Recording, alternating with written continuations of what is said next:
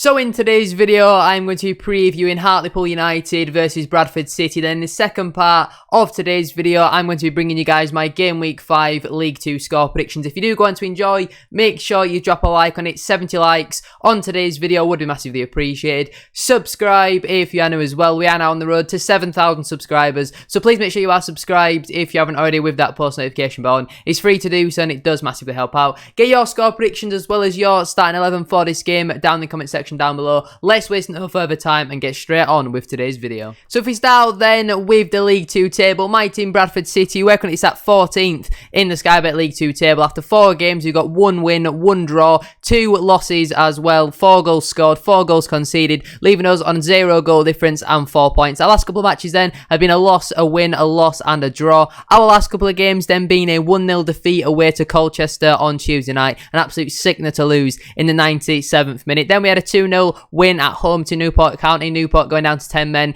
in that game. Just before that, we had a 2-1 home win to Hull City in the first round of the Carabao Cup. We had a 3-2 defeat away to Barrow, and we started out the season with a 0-0 draw, both teams getting a player sent off in that game. So we're doing very well at home this season, but we really are struggling away from home. If we compare that though to Hartlepool United, they're currently sat 21st in the Sky Bet League 2 table. After 4 games, they've got 0 wins, 2 draws, 2 defeats, 1 goal scored, 6 goals conceded, leaving them on a -5 goal difference and 2 points. The last couple of matches then have been a draw, a loss, a draw and a loss. Them last couple of games then been a 0-0 draw at home to Tranmere Rovers, a 2-1 defeat away to Northampton Town, a 4-0 hammering away to Blackburn Rovers in the first round of the Carabao Cup, a 0-0 draw at home to AFC Wimbledon, and started out the season with a 4-0 defeat away to Walsall. So no great start to the season for Hartlepool whatsoever, only scoring 1 goal in their first 5 matches in all competitions. But we obviously are not very good away from home. With the first 2 away games of the season, we've lost them both in injury time. So it's been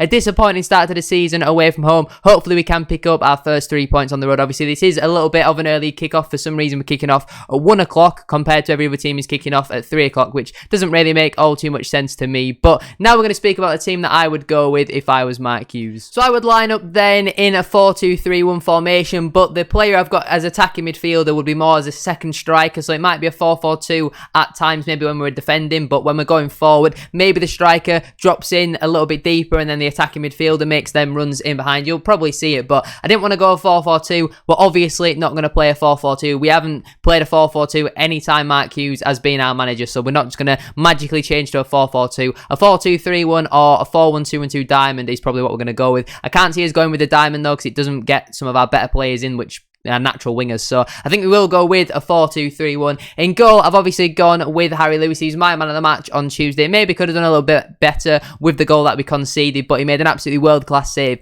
in the second half. There was about an hour on the clock, something like that. I thought it was beaten. I thought it was in, and he somehow managed to tip it, I think, onto the bar or onto the post, something like that. It was an absolutely incredible save, so I'd go with him in goal. Back four, right back, I'd go with Brad Halliday. I know there's a couple of people on social media saying Luke Hendry deserves a chance, but I don't think he was that bad on Tuesday. Yeah, he got caught out a couple of times because he was bombing on down that right hand side, and he did get caught out a couple of times. Scott Banks had to come back, make some recovery tackles, and did save him. But I think he's been one of our better performing players this season, and I'd like to see him start once again at right back. A couple of odd mistakes, you expect that at League 2 level, so I think it would be very harsh to drop him completely. 2 centre backs, firstly Matty Platt, and I'd also partner him with Romany Critchlow. I thought they were unlucky with the goal. They probably deserved a clean sheet, and I thought they were both pretty decent against Colchester, to be honest with you. Left back, I've gone with Matty Folds. I just again don't think Liam Rideout had a great game. I thought he was a little bit better in the first half, but again, his deliveries into the box were poor. He just doesn't really seem himself from last season. I think Matty Folds more than deserves a chance now. I thought Folds looked decent in pre-season.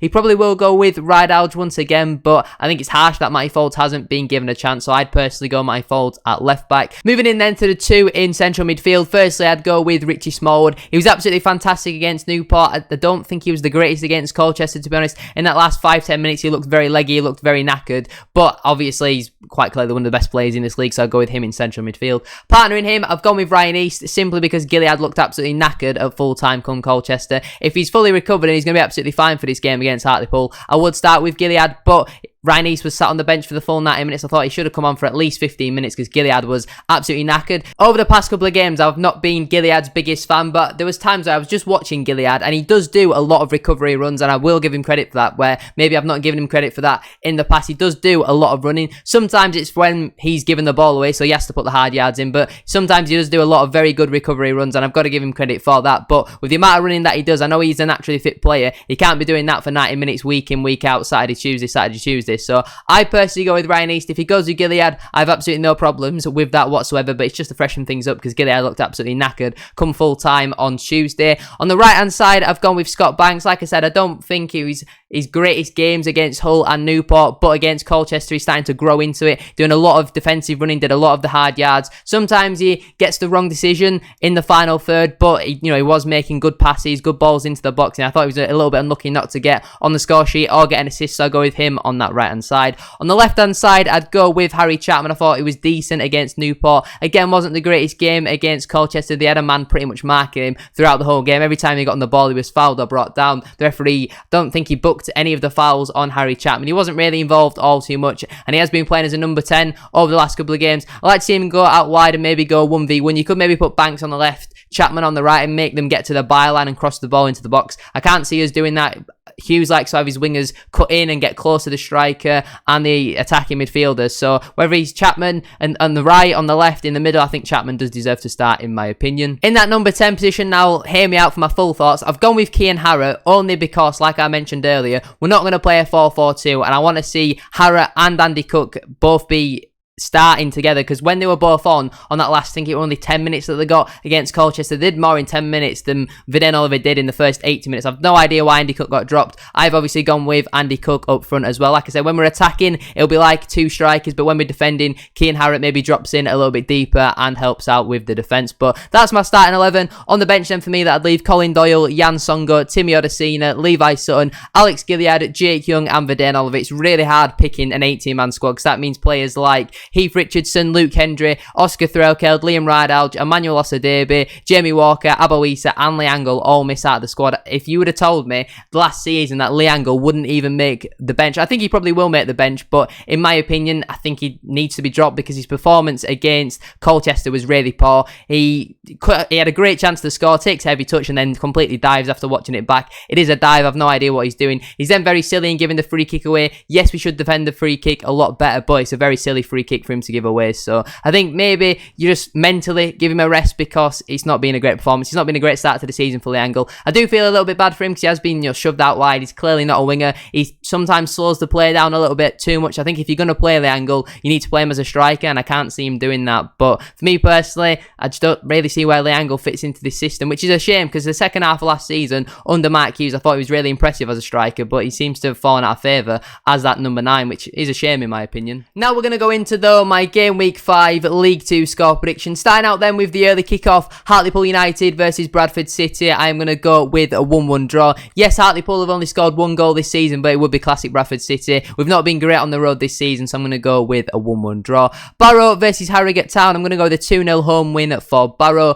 Colchester United versus Leyton Orient. I'm going to go with a 2-0 away win for Leyton Orient. Crawley Town versus AFC Wimbledon. I am going to go with a 2-2 draw. Crewe Alexandra versus Northampton Town. I think Northampton could slip up in this game, and I'm going to go with a 2-1 home win for Crewe. Doncaster Rovers versus Salford City. Salford not the greatest on the road. Doncaster have had a pretty decent start to the season, so I'm going to go with a 1-1 draw. Gillingham versus Walsall. I'm going to back the home side for a 2-1 home win, but I definitely could see Walsall getting something out of that game. Grimsby Town versus Sutton United. Grimsby, obviously, their midweek match against Carlisle was postponed, so they'll be a little bit fresh going into this game. I'm going to go with a 0-0 in that one. Mansfield Town versus Stockport County. I'm going to go with a high-scoring 3-2 home win for Mansfield. Newport County versus Tranmere Rovers. I'm going to go with a 1-0 away win for Tranmere. Stevenage versus Carlisle. I'm going to go with a 2-0 home win for Stevenage. Swindon Town versus Rochdale. I'm also going to go with a 2-0 home win for Swindon. But that is where I'm going to leave it for today's video. If you have enjoyed, please make sure to drop a like on it. If you could try and hit 70 likes, as I said at the start of today's video, that'd be absolutely class.